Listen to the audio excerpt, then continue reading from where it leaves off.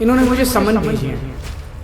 मेरे वकीलों ने मुझे बताया कि ये समन गैर कानूनी है। झूठे आरोप लगा के, फर्जी समन भेज के ये मुझे बदनाम करना चाहते हैं, मेरी ईमानदारी पे चोट करना। क्या मुझे एक गैर कानूनी समन का पालन करना चाहिए? अगर कानूनी रूप से सही समन आएगा तो मैं पूरा सहयोग करूंगा। बीजेपी का मकसद जांच करना तो है ही नहीं।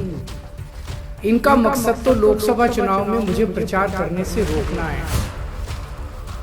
ऐसे फर्जी केस में आम आदमी पार्टी के कई नेताओं को इन्होंने अभी तक जेल में रखा हुआ है।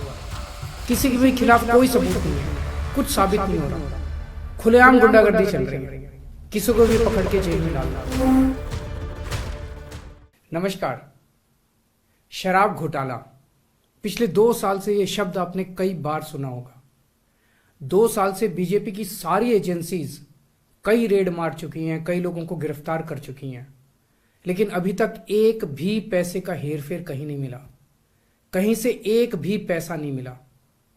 अगर भ्रष्टाचार वाकई हुआ है तो इतने करोड़ों रुपए गए कहां? क्या सारा पैसा हवा में गायब हो गया? सच्चाई यह है कि किसी तरह का कोई भ्रष्टाचार हुआ ही नहीं। अगर होता तो पैसा भी मिलता। ऐसे फर्जी केस में आम आदमी पार्टी के कई नेताओं को इन्होंने अभी तक जेल में रखा हुआ है। किसी के भी खिलाफ कोई सबूत नहीं है, कुछ साबित नहीं हो रहा, खुलेआम गुंडागर्दी चल रही है, किसी को भी पकड़ के जेल में डाल दो। अब बीजेपी मुझे गिरफ्तार करना चाहती है। मेरी सबसे बड़ी संपत्ति, मेरी सबसे बड़ी ताकत मेरी ईमानदारी है। झूठे आरोप लगा के, फर्जी समन भेज के ये मुझे बदनाम करना चाहते हैं, मेरी ईमानदारी पे चोट करना चाहते हैं। इन्होंने मुझे समन भेजे हैं। मेरे वकीलों ने मुझे बताया कि ये समन गैर कानूनी है। क्यों गैर कानूनी है? ये मैंने इनको विस्तार से लिख के भेजा है। मैंने बताया है कि उनके समन कैसे गैर कानूनी है, लेकिन उन्होंने मेरी एक भी बात का जवाब नहीं दिया।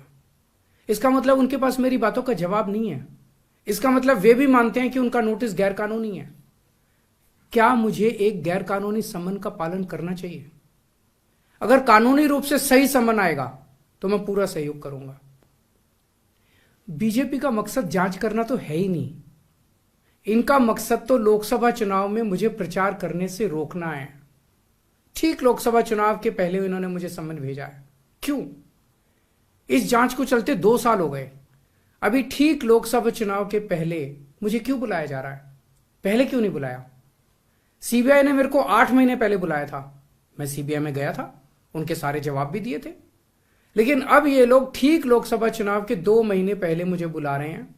तो बीजेपी का मकसद कोई पूछताछ करना थोड़ी है।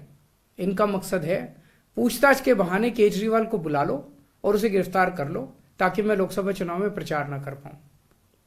आज बीजेपी भ्रष्टाचारियों को नहीं पकड़ रही, बल्कि खुलेआम ईडी और सीबीआई का इस्तेमाल करके दूसरी पार्टियों के नेताओं को तोड़ के बीजेपी में शामिल करवाने का काम किया जा रहा है। एक नहीं, 2 नहीं, कितने उदाहरण हैं जहां किसी पार्टी के नेता के खिलाफ ईडीआई सीबीआई के मामले चल रहे थे या उन पे गंभीर आरोप लगे हुए थे। जैसे ही वो नेता बीजेपी में शामिल हुए, उनके सारे पुराने मामले बंद कर दिए गए या ठंडे बस्ते में डाल दिए गए। तो जो इनकी पार्टी ज्वाइन कर लेता है उसके सारे मामले रफा दफा कर दिए जाते हैं। जो इनकी पार्टी में नहीं जाता वो जेल जाता है। आज मनीष सिसोदिया, संजय सिंह और विजय नायर इसलिए जेल में नहीं है कि उन्होंने भ्रष्टाचार किया है, वो इसलिए जेल में है क्योंकि उन्होंने बीजेपी में शामिल होने से इंकार कर दिया है। आज हम बीजेपी का मुकाबला क्यों कर पा रहे हैं? क्योंकि हमने कोई भ्रष्टाचार नहीं किया। अगर हमने जरा सा भी गलत काम किया होता तो दूसरे भ्रष्टाचारी नेताओं की तरह आज भी हम बीजेपी में शामिल हो चुके आज तो होते आज तक। इस तरह देश के ईमानदार नेताओं को जेल में डाल के और भ्रष्टाचारियों को अपनी पार्टी में शामिल करवा के ऐसे तो देश आगे नहीं बढ़ सकता। ये क्या चल रहा है?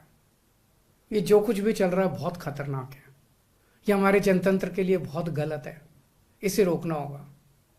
मैं हमेशा देश के लिए लड़ा हूं। मेरा तन मन धन देश के लिए है।